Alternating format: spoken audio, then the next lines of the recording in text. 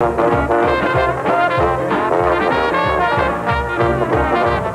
hello, and welcome back to ESPN's presentation of baseball's greatest hits. In conjunction with Major League Baseball Productions, during the course of the next half hour, we're going to take a look at the 1960s in Major League Baseball.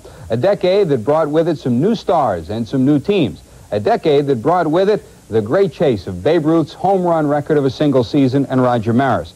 And a decade that culminated with the great 1969 World Championship of the New York Mets and that great catch by Ron Swoboda.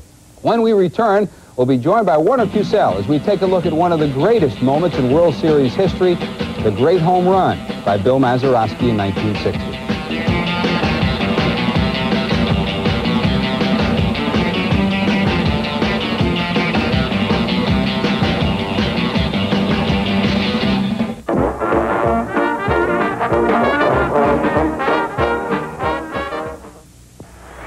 In 1960, attention turned back east to Pittsburgh, where the Pirates had won their first pennant since 1927. That year, the Bucs had been wiped out in 4 straight by the Yankees.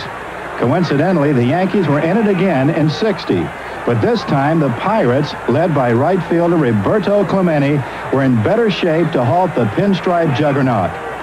Game 7, Pirate hopes were dim as New York led 7-4 in the 8th.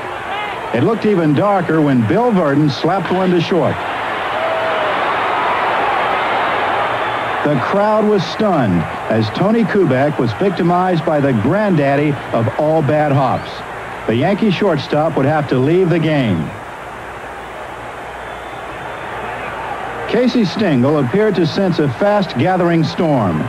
The Pirates quickly scored a run, and Casey went to the mound for a change of pitchers in what few realized would be his last game as Yankee manager.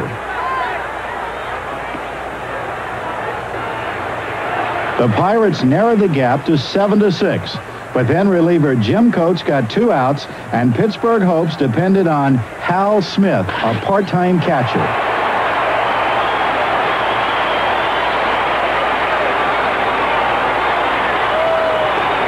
Smith's 3-run shot put Forbes Field in a frenzy as the Pirates took a 9-7 lead with only an inning to go. Hal Smith had played for 5 teams in 10 years, but this year the Pirates were happy to have him on their side.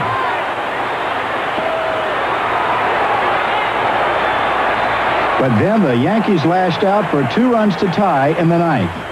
In the bottom of the 9th, the Bucs' first batter was Bill Mazeroski, better known for his glove than his bat. On the mound, Yankee right-hander Ralph Terry.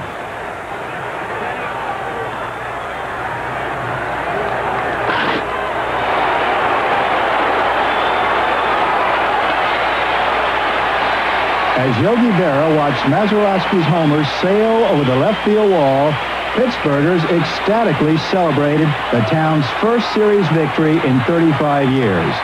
The Pirates' comeback, led by Smith and Mazeroski, was yet another example of baseball's spontaneous surprises.